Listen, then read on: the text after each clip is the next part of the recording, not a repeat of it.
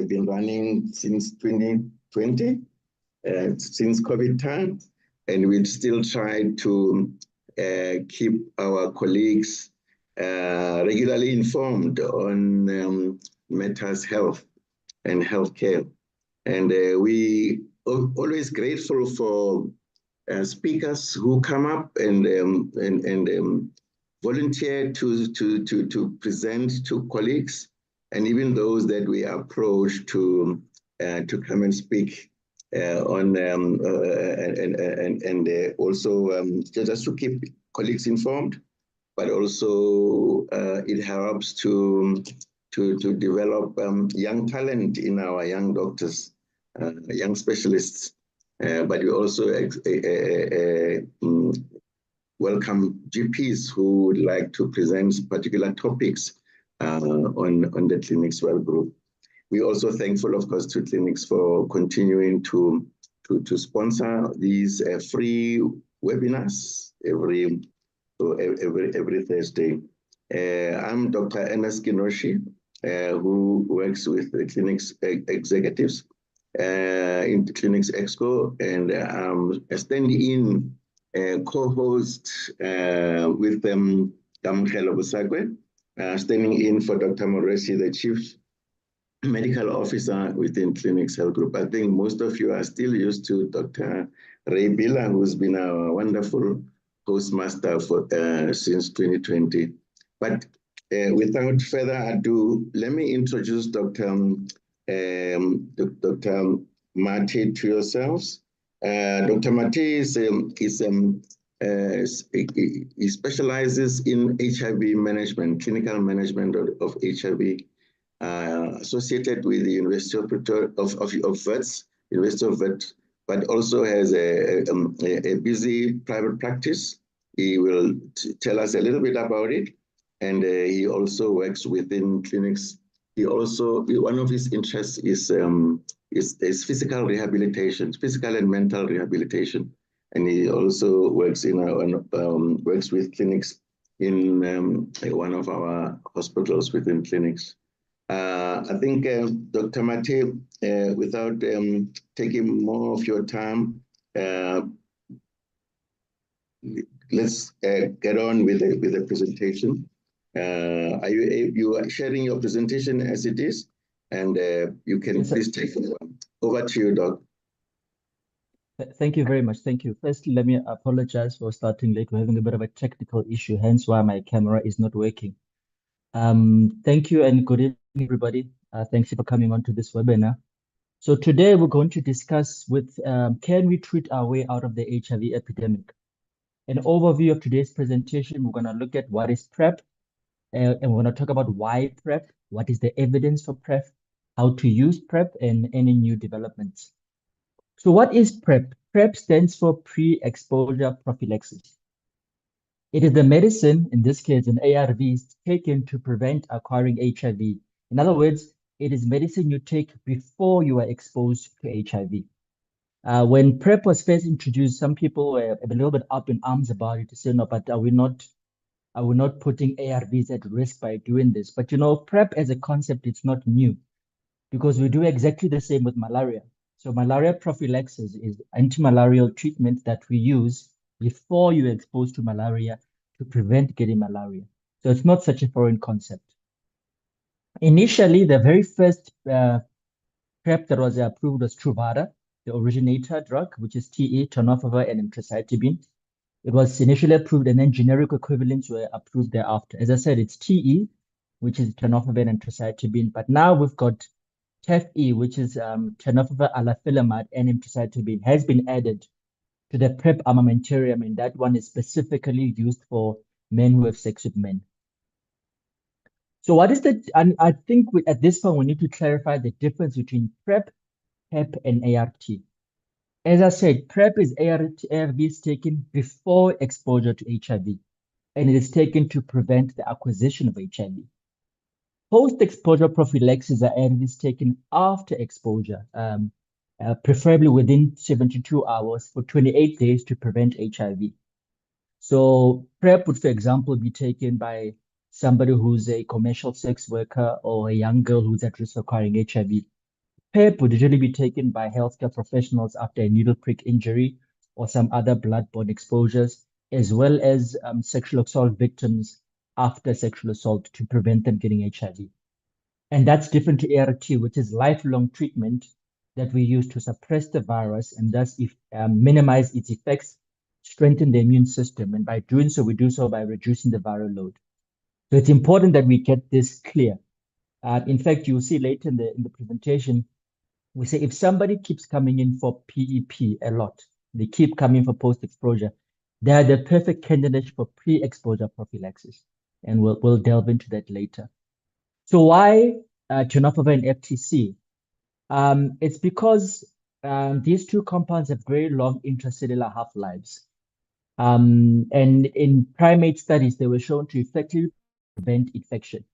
They're quite durable in efficacy. They're drugs that we know well because we've used them for such a long time as treatment. I mean, tenofovir was first approved in 2001, whereas emtricitabine was approved in 2003.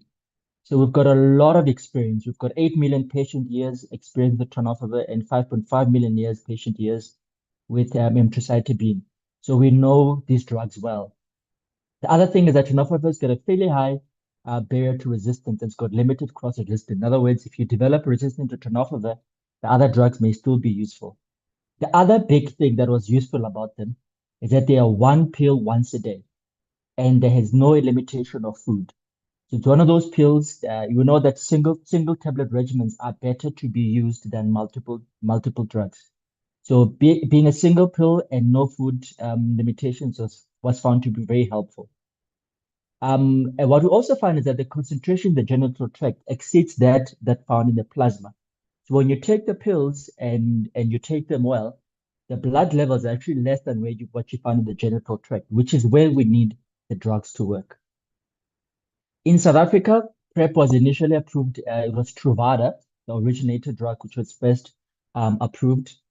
It was approved in 2015 in December by our then Medicine Control Council, but now not health profession, sorry, SAPRA, in combination with safer sexual practices. Currently, TE or tenofovir FTC is approved for PrEP in South Africa, and not just the originator, but also the generics. And as you know, it is recommended by WHO for people at substantial risk of HIV infection. So while we're having this conversation, why PrEP? Why even the idea of putting people on treatment before they acquire HIV? And it boils down to the numbers. South Africa's got, as at the say media population estimates of 2022. These are not the current census data, which has been disputed. But yeah, the media estimates show that 60.6 million people in South Africa. We know about 13.9% of the population is HIV positive. That's about 8.5 million people.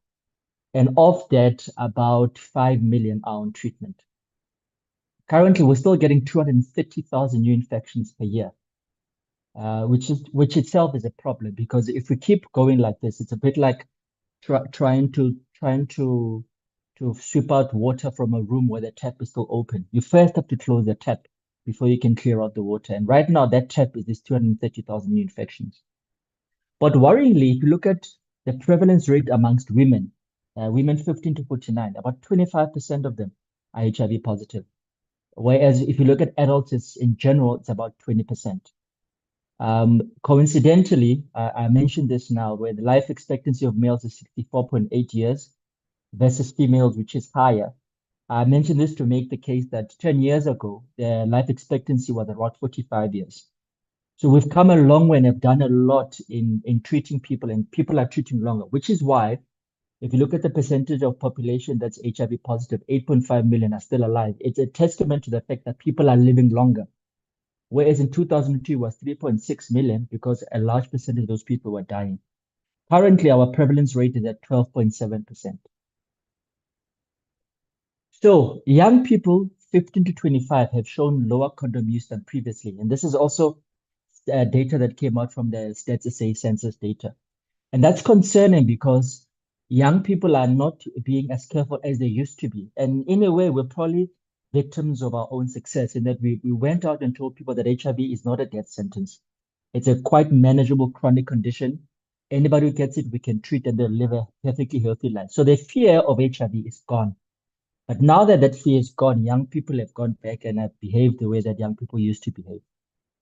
But the particular at-risk group are young females. And if you look at the data, 15 to 19-year-olds, you're looking at 5.6% for females versus 3% for the males. So almost double the amount of 15 to 19-year-olds are HIV positive versus the boys. And the same is seen with 20 to 24-year-olds, which is 8 versus 4%. But 25 to 29, it jumps up to 20% versus 6%. There's some theories about why that's the case, and it's largely to do with young girls dating males who are older than them, the so-called blesser phenomenon. And it's because of this problem we realize that young females, 15 to 24, are really at very high risk of getting HIV. And clearly the prevention methods, but the prevention message we're using now is not getting through, at least it's not bearing fruit in this population. When I spoke about the fact that condom use is so low amongst young people, we see that direct result in the teenage pregnancy rate. South Africa has a dubious honor of having the highest teenage pregnancy rate in the world, where 150,000 girls aged between 10 and 19 years of age gave birth. And this is the 2023 financial year. If you look at 2019 data, there was only 106,383. So it tells you that young girls are having unprotected sex at a young age. We're looking at 10 to 19 years.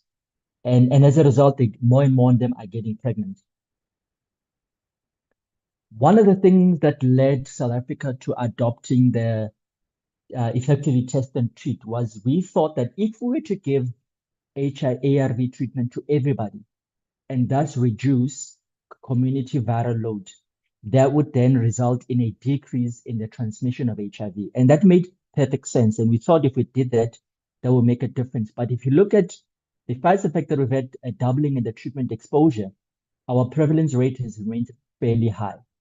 So the idea that if we give treatment to those who are positive, it means that we'll have a decrease in the transmission has not borne fruit in the real life. Now, serodiscordant, or if you want to use a simpler word, serodifferent, it means when you've got one partner who's positive and the other partner is negative. Now, all HIV transmission involves a serodiscordant relationship.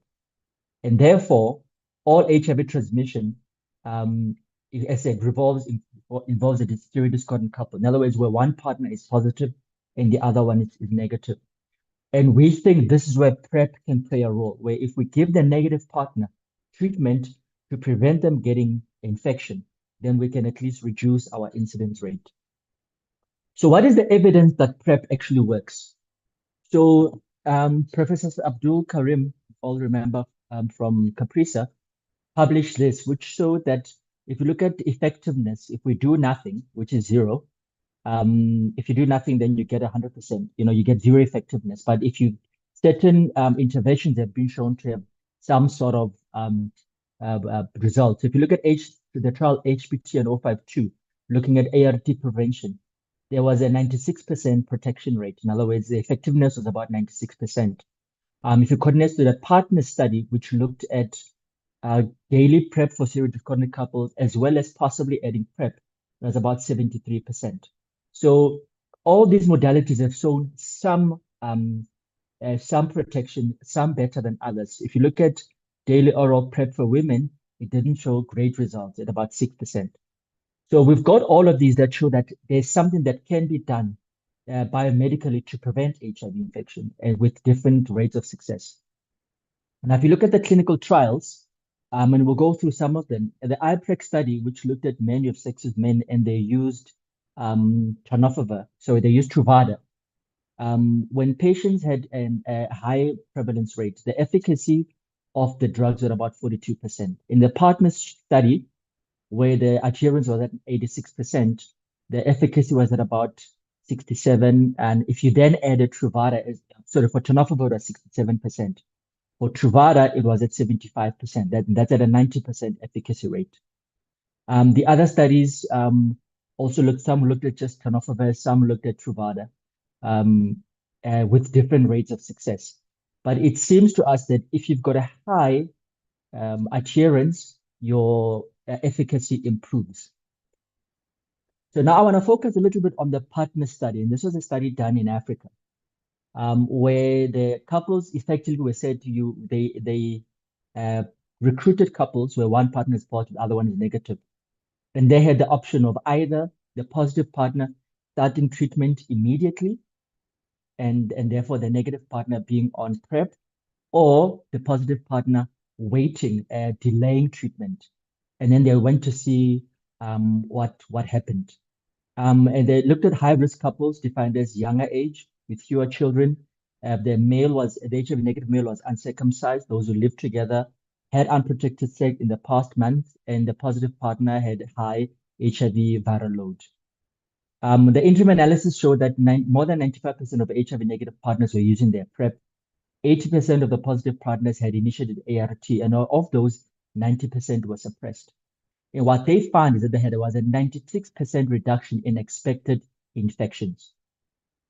In patients with seroconversion, those who had seroconverted, no drug was detected in their plasma at the time.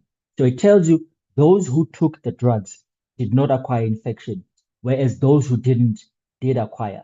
And if you look at the table here at the bottom, the expected incidence, looking at background incidence, we expected about 39 infections, but in fact, all we got was 2. So it shows that the treatment works if used properly. So just to give you more details, what they took 1,013 high-risk couples in Kenya and Uganda. The negative partners, so the positive partners all had to be ART naive, and none of them had to have been on PrEP before. As I said, 95% had initiated on PrEP. Adherence was high at about 80%. For those who were still in the study up to date, couples who used PrEP alone, 48% was so 48% did not get infected, whereas 27% with PrEP and 60% ART alone. So in other words, PrEP and ART overlapping was less effective than PrEP alone if used the way it was meant to be used in the study. So ART increase and PrEP decreases over longer follow-up, reflecting the use of PrEP as a bridge for ART in the partnership. Remember, in the trial, the PrEP was given for 6 months after the partner started ART. This just goes to what I said before. Look at the expected infection. They expected 39.7 infections, but in fact, we found were only 2. So there was a 96% reduction in HIV acquisition. And that's pretty impressive.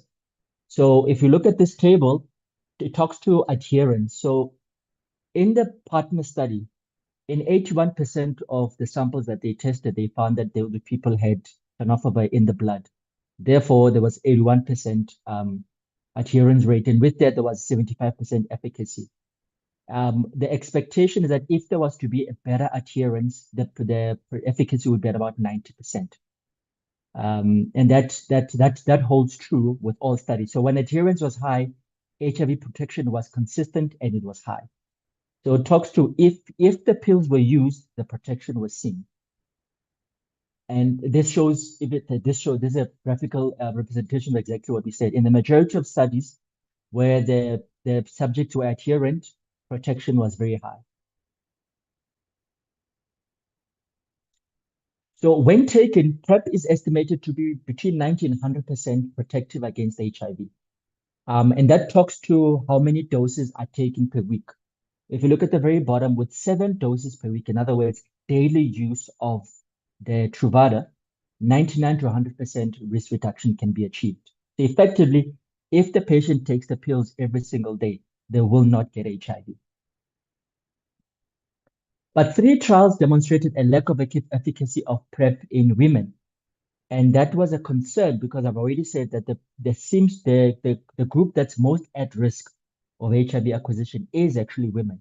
So if PrEP was not efficacious, we need to find out why that was the case. And we think part of it is because of drug concentration as exposure site. So women exposure site would be the vagina, particularly the cervix, whereas with men, it's the foreskin as well as the rectum. And what they found is that rectal concentrations were much higher in the rectum versus vaginal tissue. And that probably explains why the drugs didn't work so well, or didn't seem to work so well. The other thing was low adherence. And we saw that with low adherence, the drugs don't work as well. And part of it may be a low HIV risk perception, lack of motivation, lack of self-efficacy, inability to take the pill. And part of that may be related to the stigma. And also maybe competing priorities. So in women who did not take the drugs properly, it didn't work well. In fact, it worked particularly badly. But what about daily versus non-daily PrEP in African women? This is a study done in Cape Town. And what they did is they took HIV uninfected women and they gave them different options of how to take their PrEP. And the idea was to see the feasibility of intermittent dosing of PrEP versus taking it daily. So some got daily, some were taking twice a daily, and some were just event driven. In other words, they took it before and after intercourse. The different arms, there were basically 60 patients in each arm. In the daily group, there was only one patient who seroconverted. In the time-driven, there were two. In the event-driven, there were two. The number of pills used will obviously be high for the daily group because they were taking it every day. But what they found is that adherence was actually better with the daily group because you didn't have to remember, oh, I need to take it a day before, a day after, etc. So the adherence was better in the daily group.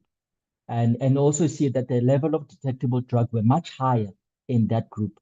And as a result, if you look at the percentage of sex events that were fully covered by the PrEP, it was 75% for the daily group versus 52% in the event-driven.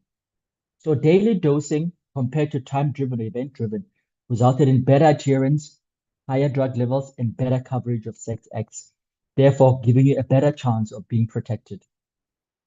And modeling data, as I said, suggests that if you were to take the pills every single day, 7 doses per week, you get 96 to 100% coverage.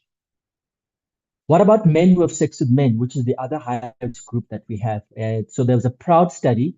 This is a study done in the UK where they took men who have sex with men, and the only thing they did was to give them PrEP, nothing else.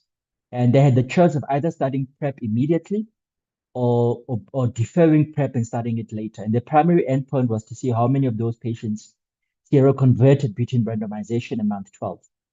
And the secondary endpoints were to check on safety, adherence, if being on the pill changed sexual behavior, and if there was any development of resistance. And what they found that in the immediate group, those who started PrEP immediately, the number of infections was 3, versus those who deferred treatment, the number of infections was 19.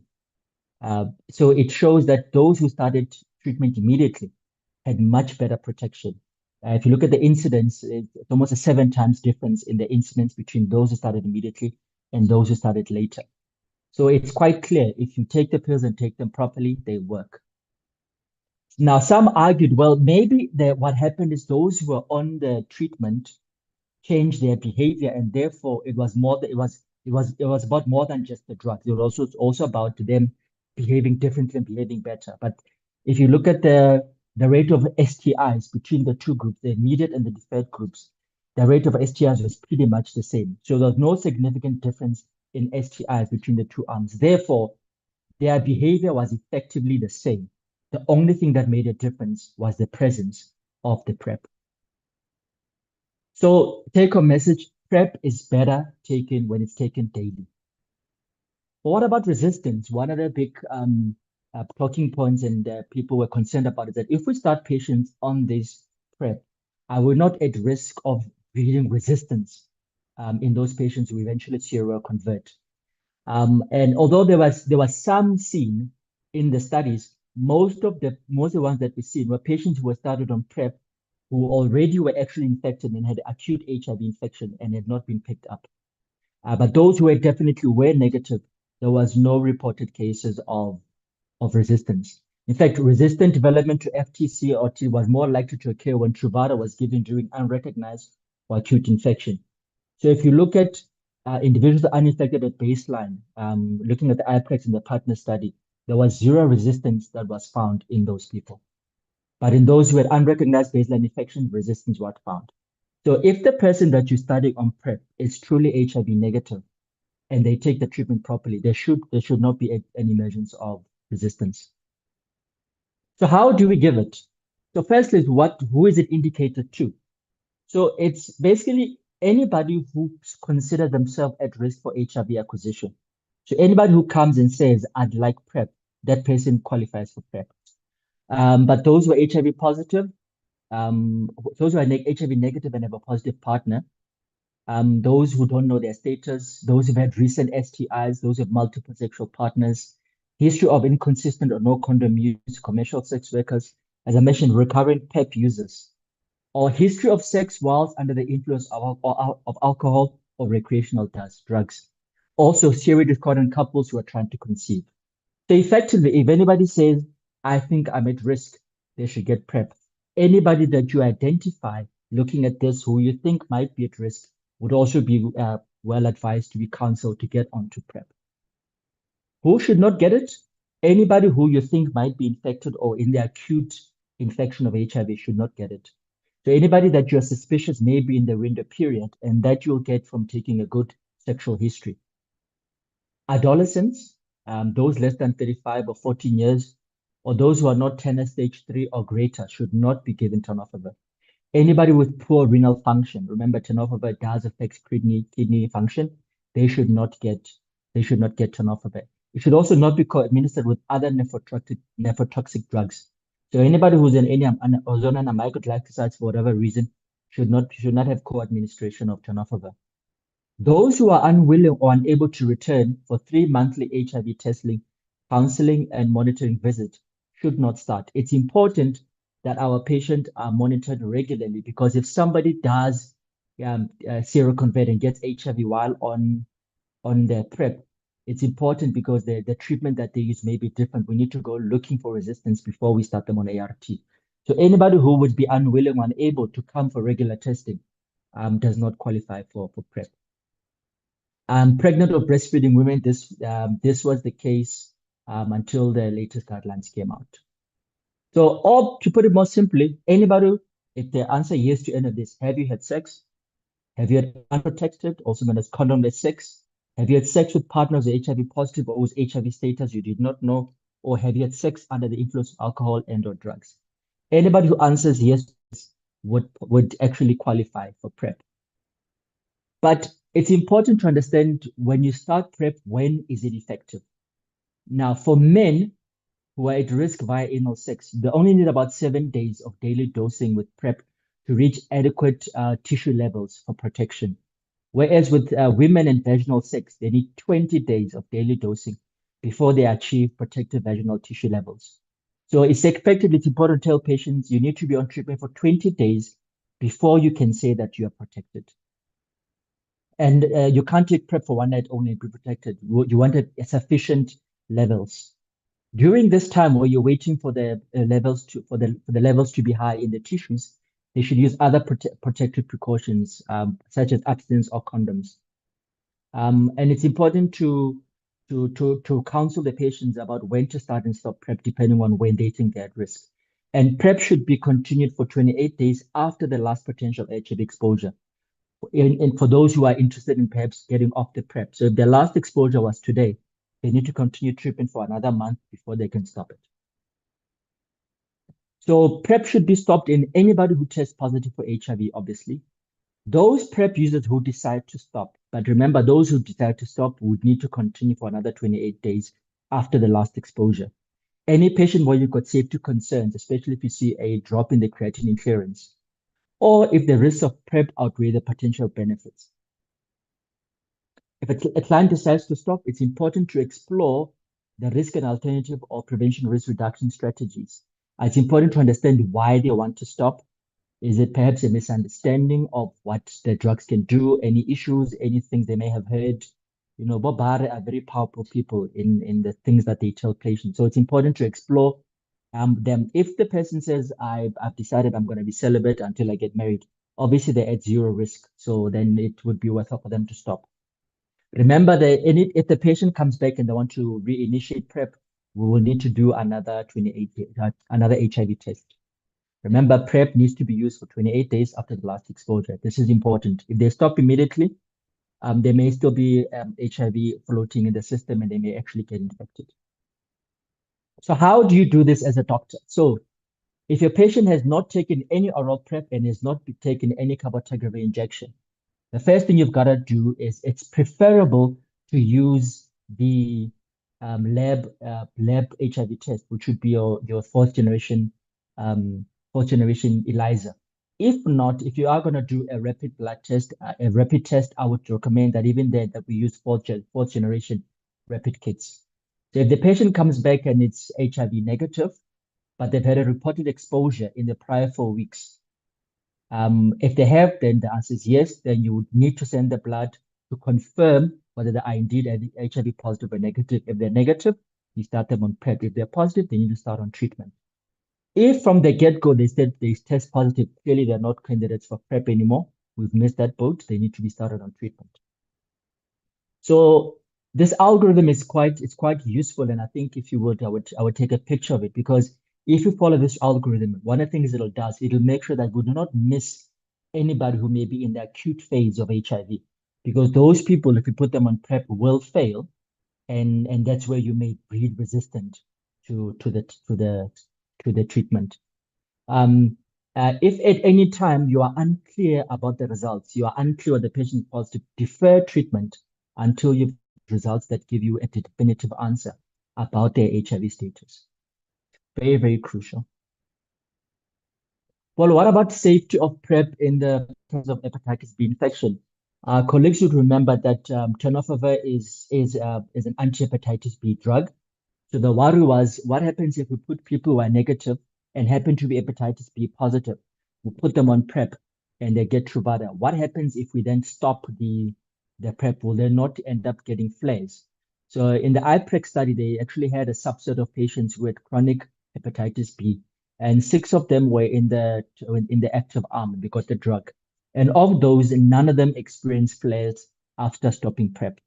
And in the same group, those who were hepatitis B positive, when they were started on treatment, they did have evidence of acute hepatitis B, so they had elevated LFC, but that all settled down with treatment once the virus was cleared and they became immune. So in other words, there is no concerns about hepatitis B infection with PrEP. What about renal safety? Those of us who treat HIV will all know that tenofovir can and does cause a drop in creatinine clearance. In fact, it is one of the causes of chronic kidney disease in patients, especially those that we're not monitoring closely enough. So we know it can cause a drop in creatinine clearance, but it's important that if that happens, you try and ascertain exactly what is causing it. Is it the actual Truvada, or could it be something else? And if it is something else, then to rather fix that. And we know that when in those patients where if you do stop the tenofovir, the baseline of creatinine the baseline clearance is actually achieved, so they are able to get the function back. So it's if we're doing regular monitoring, like we said, every 3 months, and you're looking for any evidence of renal dysfunction, there's no risk of the patient going into CKD. So to quickly cover new developments. So there is a drug called lenacapavir. It's an HIV capsid inhibitor. It's a 6-monthly subcutaneous injection. The study looking at how effective it was actually partially done in South Africa by Linda Gale Becker and company. And what it was a phase 3 double-blind randomized controlled trial. And they targeted the at-risk group, which is adolescent girls and young women in both South Africa and Uganda. And about 5,300 odd girls were recruited, and they were assigned 2 to 1. In other words, then a couple those who got lenacapavir every 26 weeks, those who got FTAP, and those who got tenofovir. Now you notice that tenofovir, when they assign them to a ratio of 1, because we already have studies about how well FTDF works. The idea was, is lenacapavir as effective as FTAP, and is FTAP as effective as FTDF? And what they found was, if you consider that the background HIV incidence is 2.41 per 100 person years, of the 2,134 young girls who got lenacapavir, none of them got HIV infection. 0, none.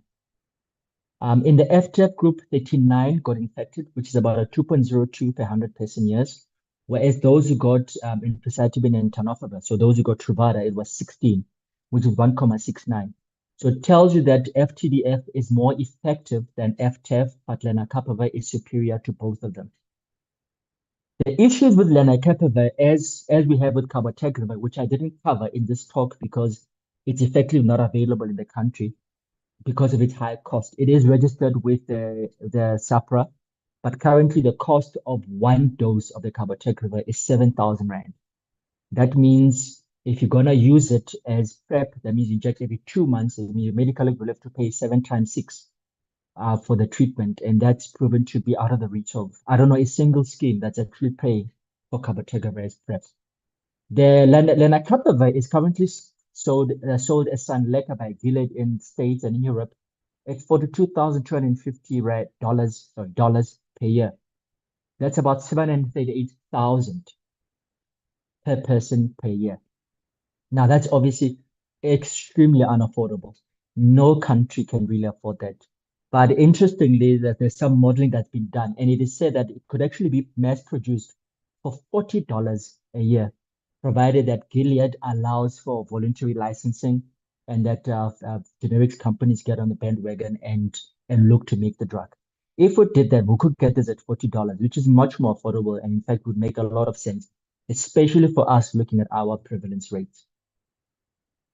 So take-home message, HIV is now a manageable, controllable disease. Thus, it's not as feared as before. And because of that, there's been a rise in risky sexual behavior, especially amongst the youth and young women in particular. ART provision hasn't shown the reduction in transmission that we had expected. Therefore, PrEPs forms an important part in the fight against HIV. And that says that it is incumbent upon us, doctors, nurses, all healthcare professionals, to offer PrEP and to provide it where requested by the patients. So I started by asking the question, can we treat our way out of the epidemic? The short answer seems to be perhaps not, but I think only if we use all the tools available to us do we stand a chance of being able to do that. With that, I thank you. Yalabo.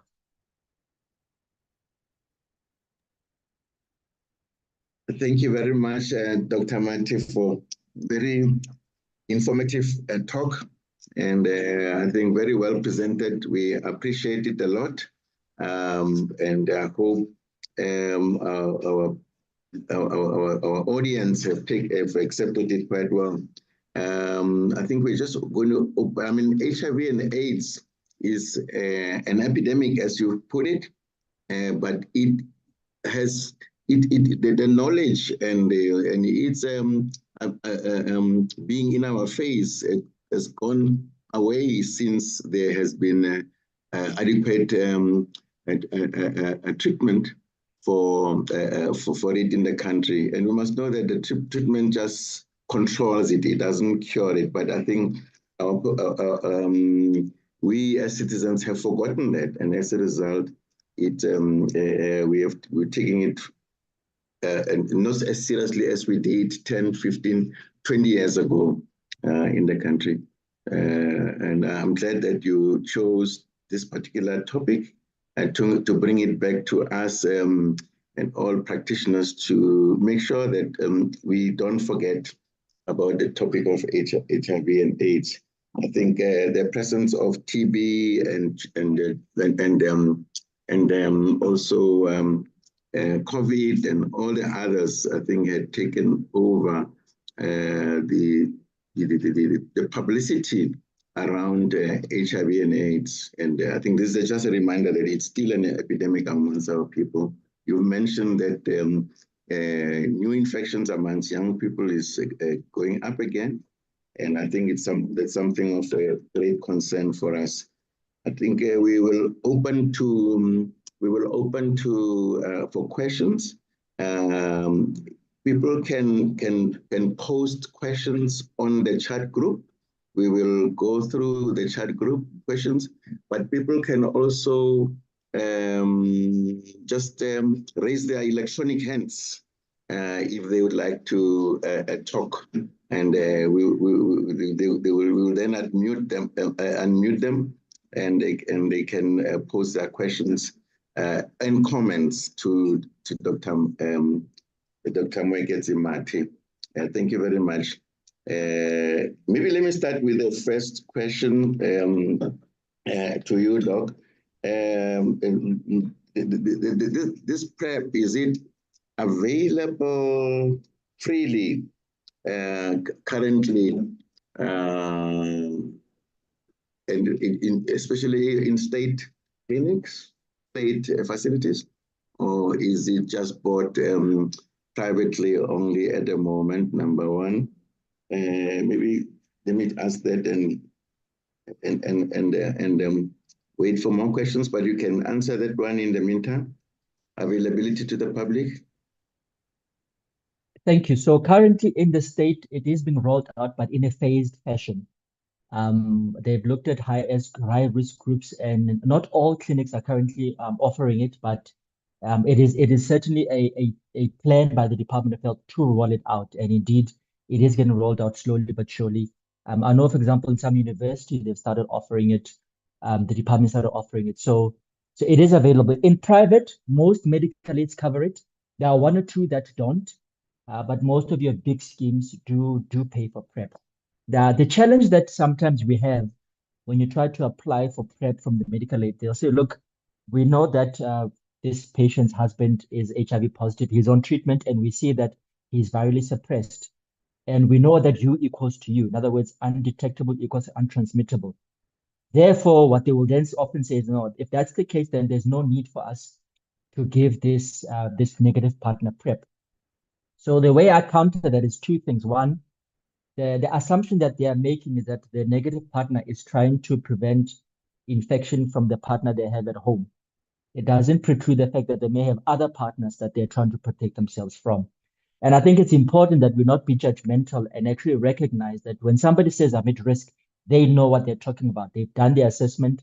Typically, people are very bad at recognizing their risk. So if somebody has identified the risk, they should be on treatment. That's number one. Number two, U equals to U is only true if the first U is true. Now, I recently had a case of a patient who was doing very well on treatment, was virally suppressed. When she came for follow-up, we did the bloods. The viral load came back and it was 704,000. But she was on a second line with an AZT-based regimen. When you look at the MCV and the MCH, they were high. Therefore, this patient was getting the AZT toxicity, which she must have been taking it. So why is it that the viral load went high? And when we dug in, we found that she'd actually been taking Poseidon, as well as some other exotic tea, in an attempt for good health and to lose weight. And we think that it's that interaction with the herbs between the ART that caused her for her viral load to go up. Now, she obviously did this not knowing that this might happen. So if the partnership had relied on U equals to U and the negative partner had not been on treatment, then it's entirely possible that the negative partner would have been infected, because with a viral load of 700,000, the risk of transmission is extremely high. So I would say, even in private, if somebody says, I need PrEP, even in the presence of their partner being on treatment and suppressed, if they request PrEP, you should give it to them. Okay, thank you very much. There's just one question on the chat. Well, there are more questions, but I just go to read this one first. Someone is asking, couples trying to conceive on PrEP, should they stop taking it when they fall pregnant or not? And if she tests negative at the start of pregnancy, which drugs should she go on? I think this question is from, I think, Nondwem Timkulu, Dr. Timkulu. You want That's an excellent question. I think one of the things we as doctors forget is that when people fall pregnant, they don't stop having sex. Sex continues even in pregnancy. Some even argue towards the later end of pregnancy, you should have sex in order to induce labor. So the point is, if they're a serious discordant couple and their negative partner is worried about getting HIV acquisition, she should take the treatment before she falls pregnant, during the pregnancy, and if she thinks she might still be at risk, even after. So it's a function of, do I think I'm at risk? And if that's the case, then she should get onto PrEP, in which case she will take the emtricitabine tenofovir. As I said, FTEF with the tenofovir alafenamide has only been shown to be effective in men. So if a couple's trying to conceive, they should get on PrEP before they fall pregnant and stay on it. Great, Doc. There's a question from MND Nkuna. What can you say regarding the use of ART, specifically Renega, as PrEP in HIV negative individuals? HIV Another negative. good question. Yeah. So Ranega would be TLD, that's tenofovir, lamivudine, and emtricitabine. There are no clinical trials that have been done to see if it would work. Common sense suggests that it might, but we live in an era of evidence-based medicine. There is no evidence that it would work. Now, one could argue that emtricitabine and lamivudine are the same drug, just with a different price. So you could argue, well, with tenofovir and lamivudine, you're getting the same protection as you would the tenofovir and emtricitabine, with the addition of dolutegravir. One could do that, but there's no evidence for that. In fact, I would argue, you're using 3 drugs for the PrEP, whereas the 3 drugs are actually reserved for PEP. So if you are going to use 3 drugs for PrEP, you'll probably get exactly the same, if not better, protection if you instead use 2 drugs. So there's no evidence for using Ranega, in short. Great. I think there's a question from Dr. Kavani Moloto, your colleague in Sticks, who's saying, Yes. would you recommend PrEP in residential psychiatric units, or anti-testosterone drugs more, or are anti-testosterone drugs more prudent drugs to reduce risk, or for risk reduction measure, as a risk reduction measure? Should I repeat that one, Doc? No, I see it. So Okay. that's again another good question, but that is more of an ethics than a clinical question, because we know that the drugs do work. And we know that typically people who take it are people who said, I'm at risk. Whether you can use it in somebody who has not identified the risk and effectively you're treating them without consent, that's a completely different discussion. I think that is much more of a ethics question than it is a question that I could very easily answer. So I would argue that that would need to be looked at more ethically. As for Stockrin, substitute with ease in both neurosis and psychotic treatment programs, I think so. Stockrin is a efavirenz. It's important when somebody develops a psychiatric condition to understand what the root cause of that condition is. In other words, if somebody, for example, develops HIV encephalopathy, that means that the psychiatric presentation you are seeing is as a result of the brain's infestation with HIV, which means to reverse that problem, you actually need to give a drug that will remove the HIV from the brain.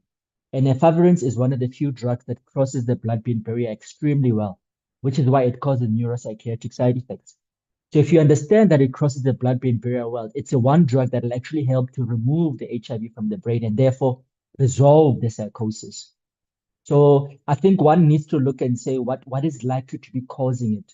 So I wouldn't automatically remove the Stockrin from treatment if we think that it may be HIV encephalopathy. So you'd have to look at it on an individualized basis.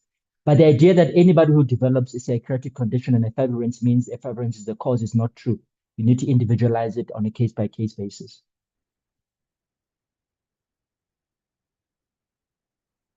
There's a question from Dr. Moeketsi Mathe.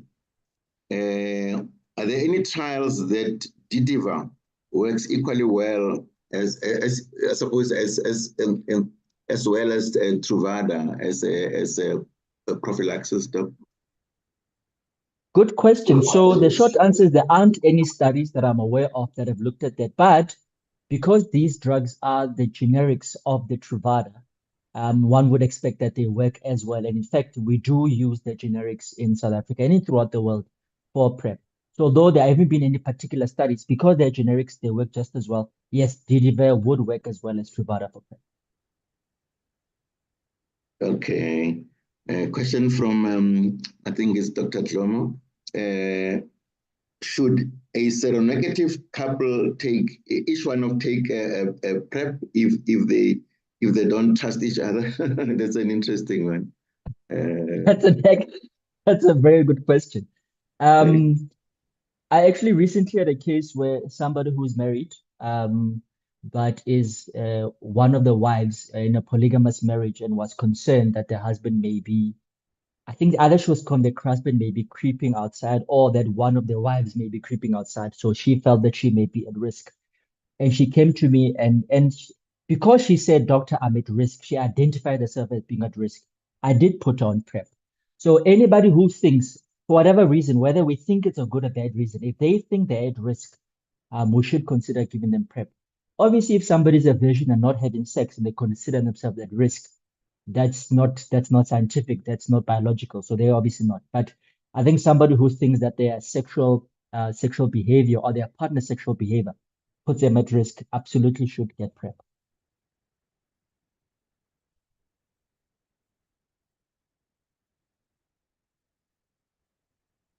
Dr. Kinoshi, I'm not hearing you. You're still muted. I didn't unmute. Thank you. And there's a question from Dr. Moeketsi, Daniel Moeketsi, but that I don't fully understand, but maybe he can unmute and ask it himself.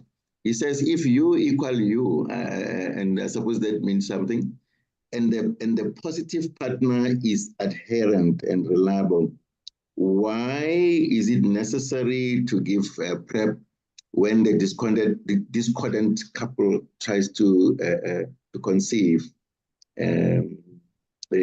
Yes. We had just spoken to that. And as I said, it's because you is only true if the person is undetectable. There are factors that are outside our control that may affect that undetectability. As I said, in a case where, like the patient I spoke about who started taking, some patients were taking green tea, some were taking Poseidon, etc.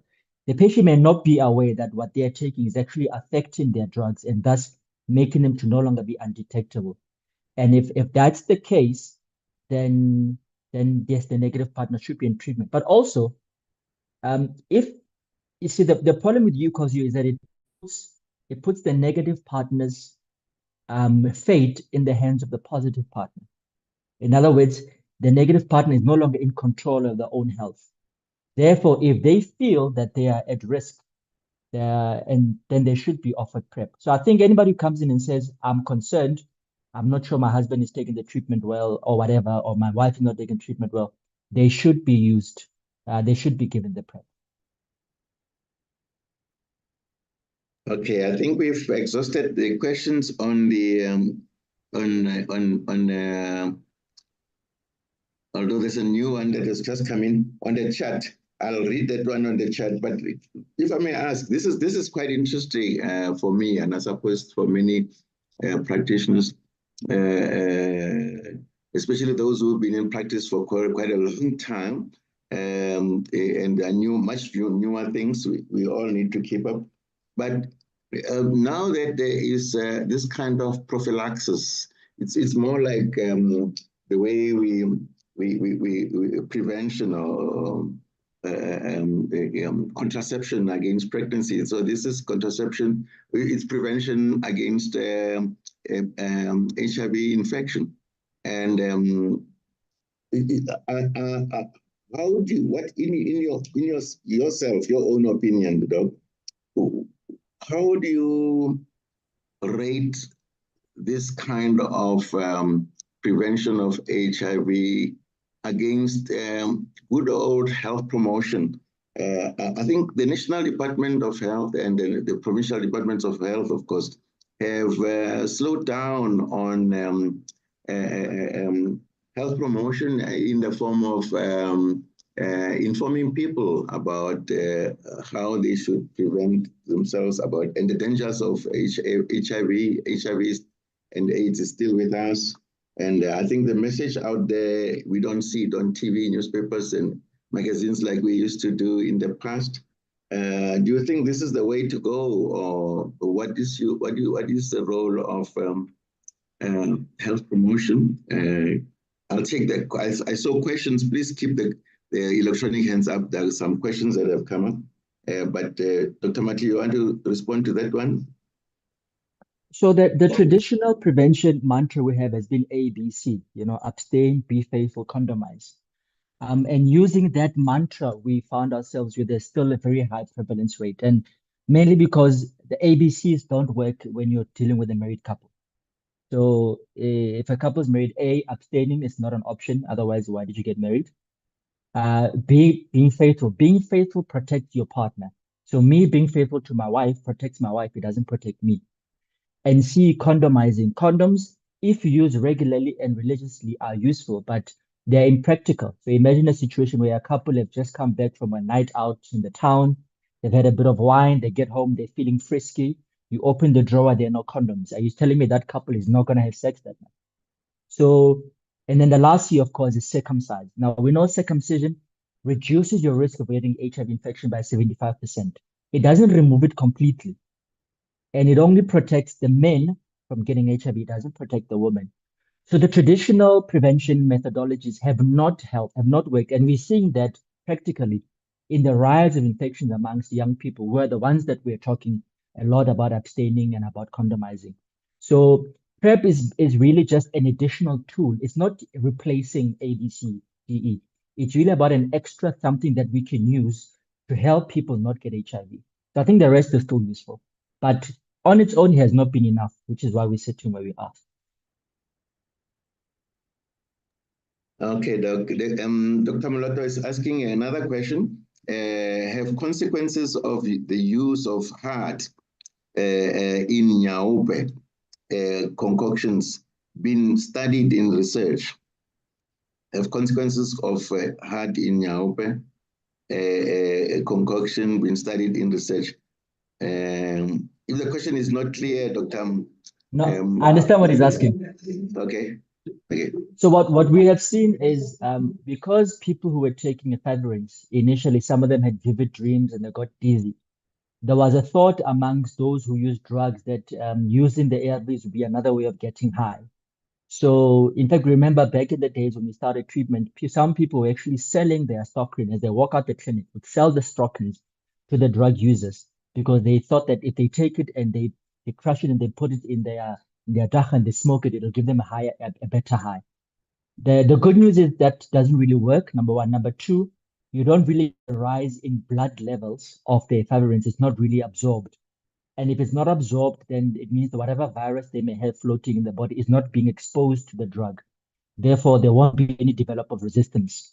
So we're not really worried about the efficacy of the drugs in somebody who previously used to smoke the ephedrines. It doesn't really matter. So no, it hasn't been studied, but that's because there hasn't been a need to, because practically it can't have an effect on whether the treatment works or not. Great. Thank you. I think this Dr. Ngoveni is asking a question on a previous response. One of your previous responses. It says, "Good evening. I think I may have missed it. Would you kindly repeat what you said regarding not giving patients with kidney issues PrEP?" Yes. So what we're saying there is that if somebody already has declining kidney function or has got kidney function that's decading, we know that creatinine can cause a drop in renal function. So you may take somebody who's got borderline renal dysfunction and push them into overt kidney failure. So unless somebody's got perfect kidney function, it's not a good idea to challenge those kidneys with tenofovir. Now, some people you put on tenofovir and it'll do nothing to their kidneys. Some of them, they get to put them on tenofovir and end up on dialysis. And we can't predict which patients will be which ones. So if somebody's already at risk, I wouldn't challenge those kidneys with tenofovir.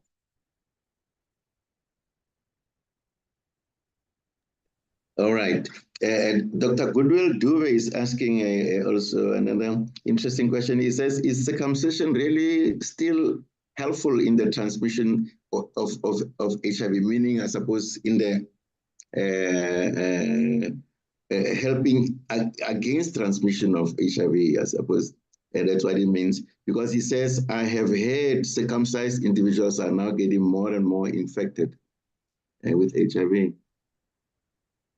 Thank you for that question. That's a very useful question because it talks to the evidence we have for circumcision being a protective against HIV. Talks to male medical circumcision. So it's circumcision that's been done in a doctor's rooms or in a clinic, has been done medically, as opposed to a circumcision done out in the bush. That circumcision, there's no evidence that it does or doesn't work. There's no study that's been done. But we know that male circumcision reduces, now it reduces the risk by 75%. It means there's still a 25% risk of acquisition. So if we circumcise young boys and we tell them, now that you're circumcised, you can't get HIV, then we open the door for highly risky sexual behavior and therefore leading to the situation you're mentioning now, where those people are actually getting infected. So no, I think it's probably about messaging. We need to be clear that it's not 100%, and it not being 100%, one still needs to take other measures to prevent HIV acquisition. Thank you very much, Doc. I think we've exhausted the questions in the chat group. I had seen hands popping up, but then they popped down.